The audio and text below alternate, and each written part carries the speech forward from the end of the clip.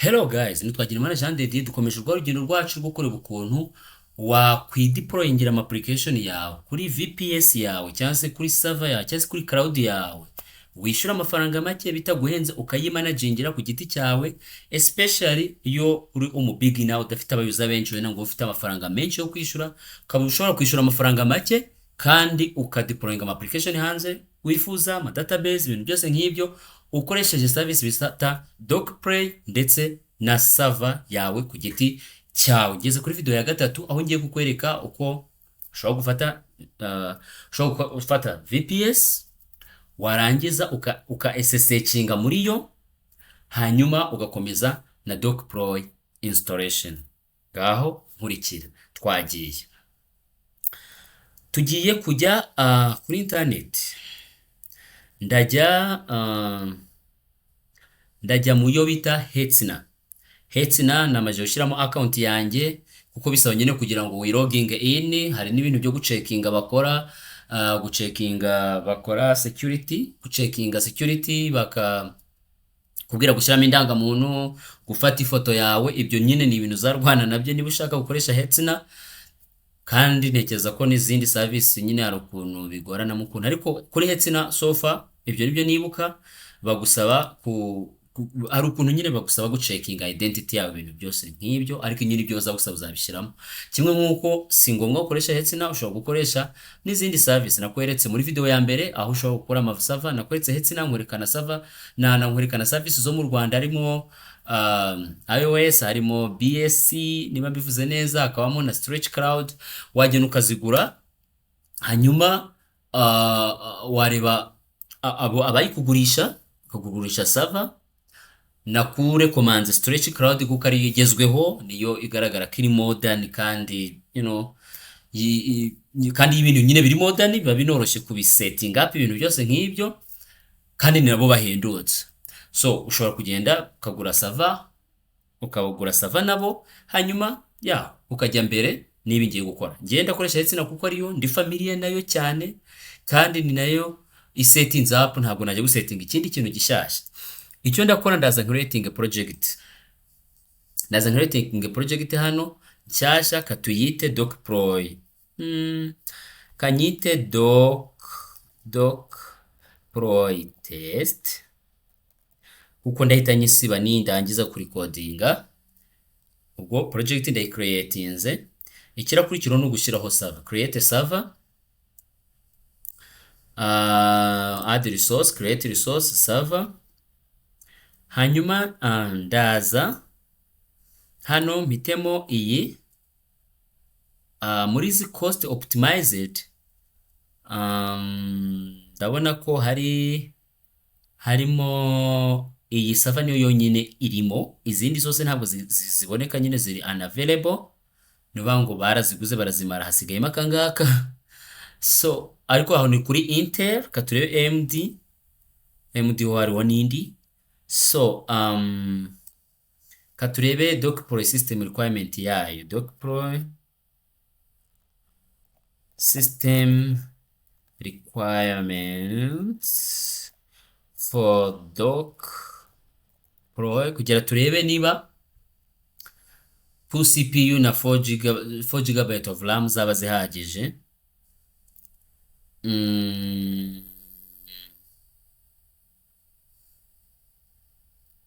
Okay, urabona yuko nidufatira iyi bihagije kuko baravuga ngo bakeneye 1 to 2 hagati ya rimwe na ebyiri amacore ama CPU, hanyuma na RAM ebyiri, ariko bakakurekomanda hagati ebyiri n'enye.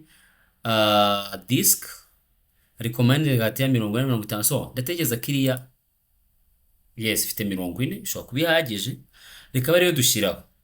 Tute kwigora, ariko wowe kubera ko iracyari nto cyane ushobora kugura indi, sibyo? Urabona nk'iyigura amadolari amayero 2.9 ubwo ni amayero 3.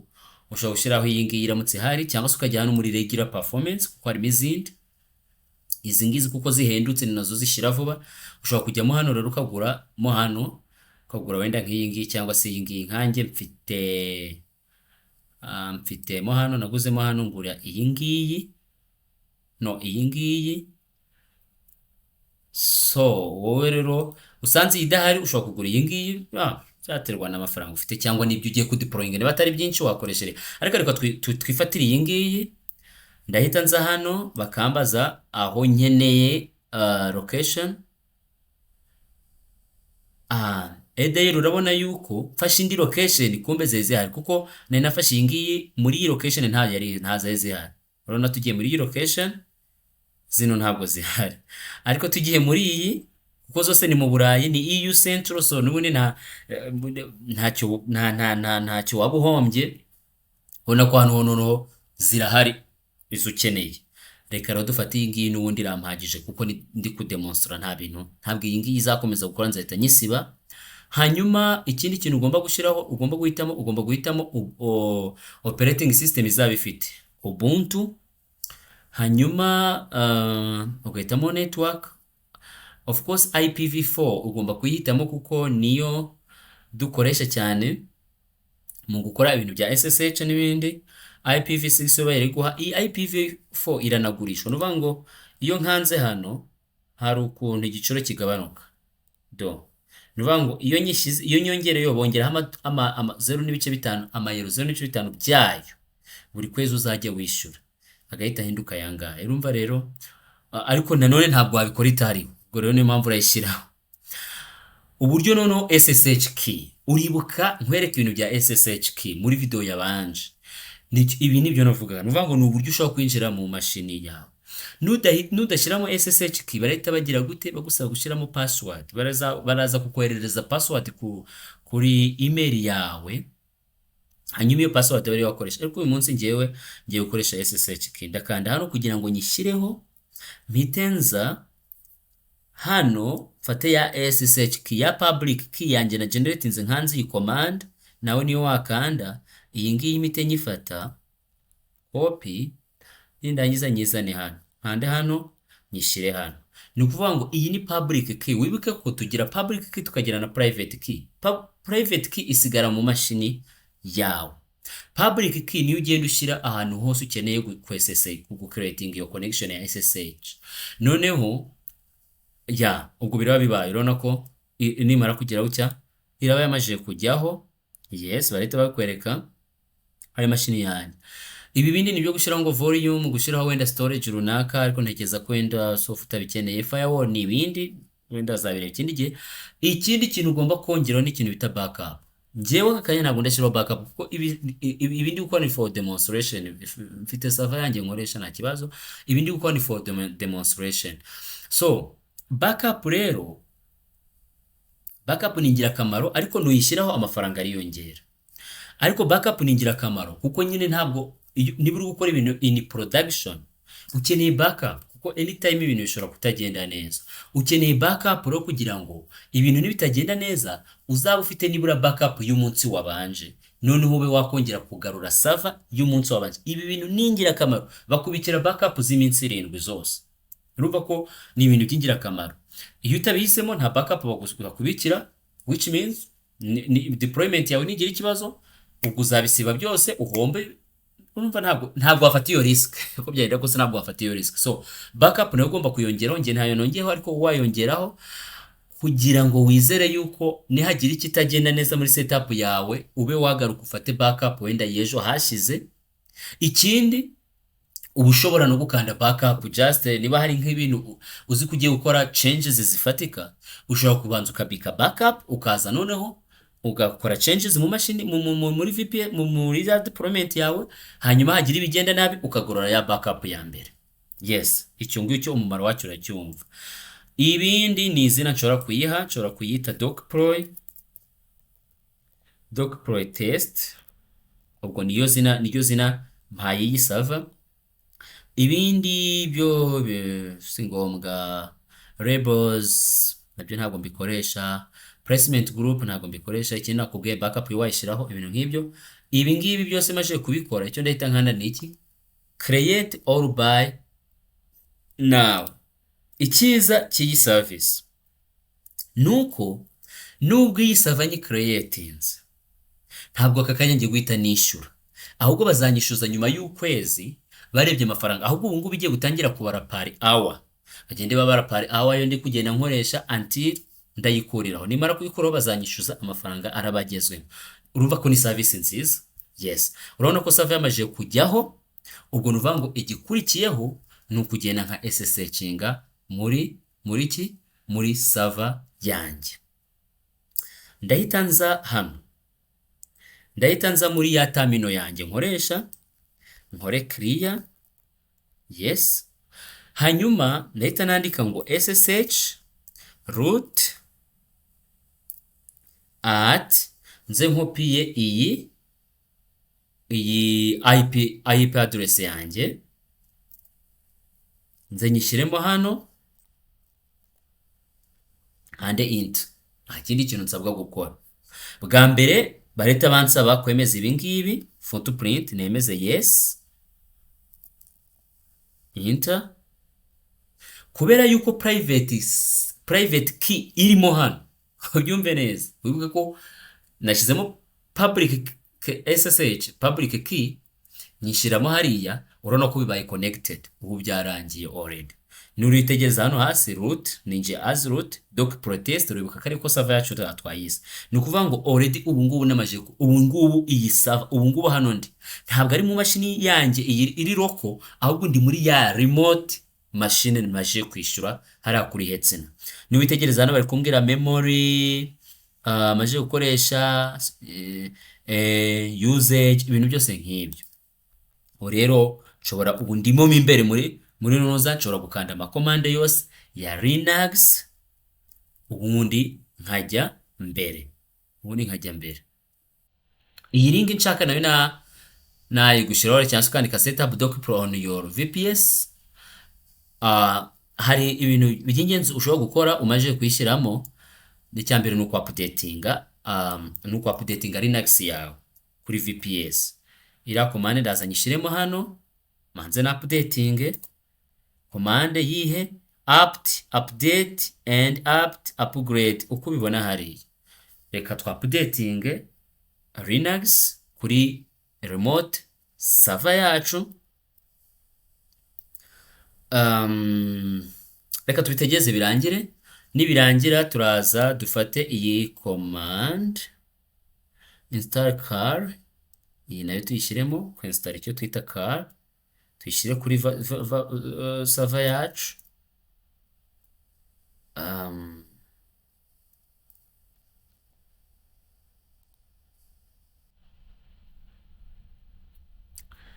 Yes, urabona ko imaje kwa updatinga no kwa upgradinga. Tureta tuza dushyiremo iriya command yo kwinstallamo car dukoresheje apt, tegereze ijyemo. Hano tuhite dukurikizaho kwinstallamo nanone iyo bita wget and git and vm. VM ni editor yo muri Linux. Okay, tuze tuyishyiremo, izi nazo tuzishyiremo. Yes, byamajije kujyamo clear. Hanyuma ikigiye gukurikiraho no gushyiramo iki dokploy. Turajya kuri dokploy.com, dokploy.com. Nta kindi dusabwa ni ugufata iyi command. Urabona impamvu twinstalle car kwari kugira tuze kubona uko twinstalle iyi ngiyi. Tuze tuyishyiremo hano, tuyishyiremo gutya, enter. Ako kanya irahita installa latest version of dokploy. Igiye kuyishyiramo, nimara kuyishyiramo turahita dukomeza dufungura dokploy.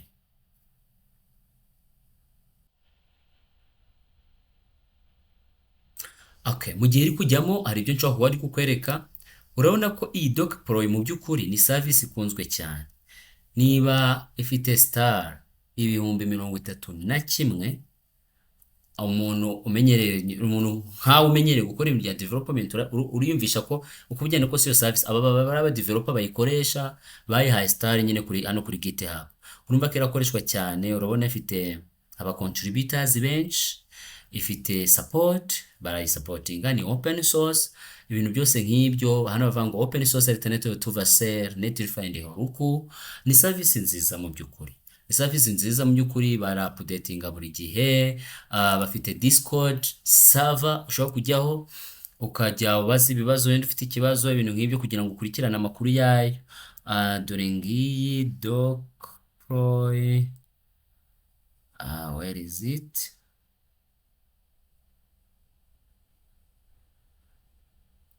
Ngiyi ndayikurikira, ndabakurikira. Hano uraza ukabaza ikibazo uramutse ufite ikibazo muri iyi discord server yabo. So ibintu byose ni abantu bari active bakora ku buryo ibintu byose nta kibazo na kimwe wakwigera ugira.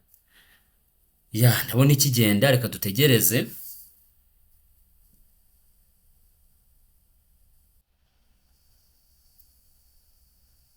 Urabona yuko yamajije kujyaho. Hano bavuga ngo congratulations, dokploy is installed, wait 15 seconds for the server to start. Ngo turategereza amasegonda 15 kugira bitangire. Reka dukomeze tube twizuyazaho gato kugira ngo amasegonda 15 ashira, ariko ubu ntekereza ko agiye kurangira. Reka nkande, reka nyifungure.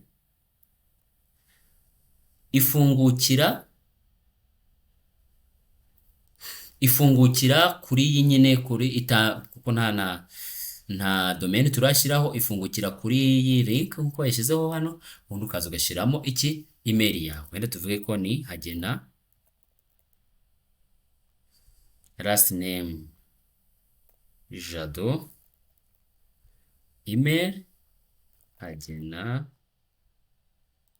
password kashyiramo password,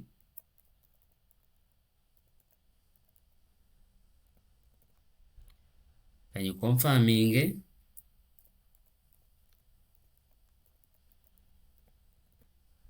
ubundi nkande register. Ubona ko mbaye registered. Niwitegereza, iyi ni dokploy service yawe, nta project n'imwe irimo, ntaki, ndetse ifite n'icyo bita monitor mo hano imbere ku buryo ushobora kureba usage yawe. So far urabona yuko tumaze gukoresha memory igera kuri 0.3, disk tumaze gukoresha 5 GB, 6 approximately 6. CPU yo nta kibazo, ndatekereza ibintu nk'ibyo nta project n'imwe irimo. Ahantu rero hambere ukeneye kujya nukurukanyira hano ukaza gushyiramo iyo twakwita domain yawe. Ibyo rero mu kanya step ya kabiri nako muri video ya kane nibyo ndibuze kuza none nyuremo nkwereke dokploy uko iteye n'ibindi byose. Reka tugarukire ahangaha. Urakoze.